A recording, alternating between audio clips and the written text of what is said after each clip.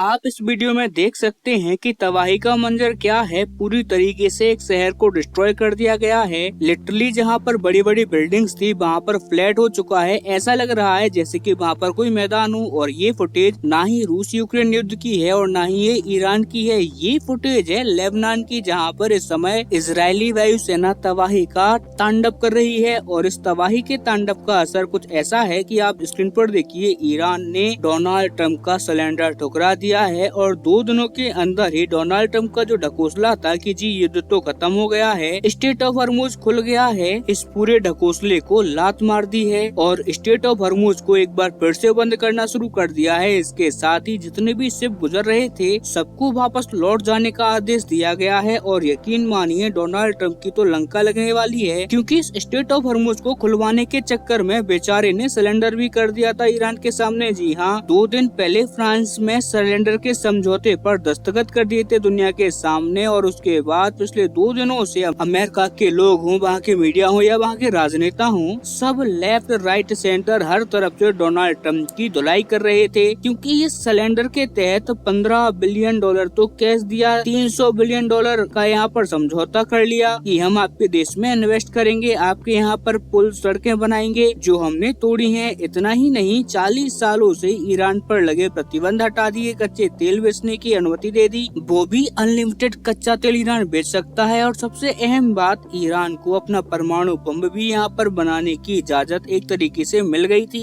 क्योंकि जो enrich uranium की फैसिलिटी थी वो भी ईरान के पास रहने वाली थी। यानी कि ईरान चाहे तो भविष्य में 500 किलोग्राम यूरेनियम की जगह 5000 किलोग्राम भी अगर यूरेनियम बना लेगा तो भी अमेरिका कुछ नहीं कर पाएगा। ऐसी शर्तें मान ली थी डोनाल्ड ट्रंप ने। लेकिन ईरान को आप देखिए, लेबनान पर एक हमला हुआ और डोनाल्ड ट्रंप की जो सिलेंडर की शर्तें थी सब पर लात मार दी, जबकि वो ईरान को फायदा पहुंचा रही थी। क्यों? क्योंकि ईरान डोमिनेटिंग पोजीशन में है। वो कल को इससे भी कड़ी शर्तें डोनाल्ड ट्रंप से मनवा सकता है, उसे फर्क नहीं पड़ता। उसे सिर्फ लेबनान में अपने जो एलाइज हैं जैसे कि हिजबुल्लाह, उन्हें उनकी जान बचानी है किसी तरीके से, क्योंकि इजराइल जिस तरीके से गदर मचा रहा है लेबनान में, वो 24 से लेकर 48 घंटे में ही हिजबुल्लाह के जो बचे कुचे लीडरशिप है उसे भी साफ कर देगा। और ये बात तो मैं आपको महीनों से कह रहा हूँ कि बिना इजराइल के युद्ध खत्म होगा ही नहीं। ट्रंप चाहे कैसा भी सिलेंडर कर ले, चरण छूने लग जाए ईरान के डोनाल्ड ट्रंप, तब भी वो युद्ध खत्म नहीं करवा सकते जब तक कि इजराइल नहीं चाहेगा। क्योंकि इजराइल केवल एक हमला करेगा और डोनाल्ड ट्रंप और उनके चेलों की जितनी भी मेहनत है उन सब पर पानी फिर जाएगी। क्योंकि इस युद्ध को बंद करने की चाबी इस समय इजरायलियों के पास में है। अमेरिका को अच्छा लगे या ना लगे, वो इस समय केवल एक प्यादा है जो कि इजराइल के इशारों पर नाचेगा। अगर नहीं नाचेगा तो मरेगा। और डोनाल्ड ट्रंप इसीलिए बुरा फंस चुके हैं, क्योंकि इजराइल को 2 दिनों से गाली तो दे रहे थे डोनाल्ड ट्रंप की मेरी वजह से इजराइल बचा हुआ है, मैं ना होता तो इजराइल खत्म हो गया होता। लेकिन सच्चाई ये है कि इस युद्ध की चाबी शुरू से ही इजराइल के पास में है। और समस्या ट्रंप के लिए ये है कि आने वाले समय में मध्यावर्ती चुनाव हैं, अमेरिका के अंदर सिर्फ 3-3.5 महीनों का वक्त बचा है। ऐसे में अगर ये युद्ध जल्दी ही खत्म नहीं हुआ तो अमेरिकी जनता डोनाल्ड ट्रंप के धुर्रे खोल के रख देगी। क्योंकि भले ही डोनाल्ड ट्रंप कहें कि जी स्टेट ऑफ हॉर्मुज बंद होने से हमें नुकसान नहीं है, हमारा कच्चा तेल स्टेट ऑफ हॉर्मुज से नहीं आता, जिसका आता है वो खुद देखे भारत और चाइना। लेकिन असल में बात ये है कि स्टेट ऑफ हॉर्मुज के बंद होने से अमेरिका में कच्चे तेल के दाम तो बढ़ते ही हैं। और इससे होता ये है कि अमेरिका में फ्री मार्केट है, वहाँ पर भारत की तरह या चाइना की तरह सरकार कंट्रोल नहीं करती कच्चे तेल को या पेट्रोल डीजल के दामों को, वहाँ पर मार्केट तय करती है। और इसीलिए पिछले 5 महीनों में 4 गुना पेट्रोल डीजल के दाम बढ़ गए हैं। अमेरिका के लोगों की लिटरली कमर टूट रही है। आप ऐसा समझिए कि युद्ध शुरू होने से पहले अगर भारत में 90 रुपए थे पेट्रोल और डीजल के दाम, तो वो अचानक से 400 रुपए हो गए, तो आपको कैसा लगेगा? कुछ ऐसा ही इस टाइम पर अमेरिकी लोगों को महसूस हो रहा है। इसीलिए डोनाल्ड ट्रंप सरेंडर जैसी शर्तों पर मानने के लिए रेडी हो गए हैं। और अब वो इस युद्ध को खत्म नहीं कर पा रहे, क्योंकि सरेंडर करने के बावजूद इजराइल ने फिर से बंद करवा दिया है स्टेट ऑफ हॉर्मुज को।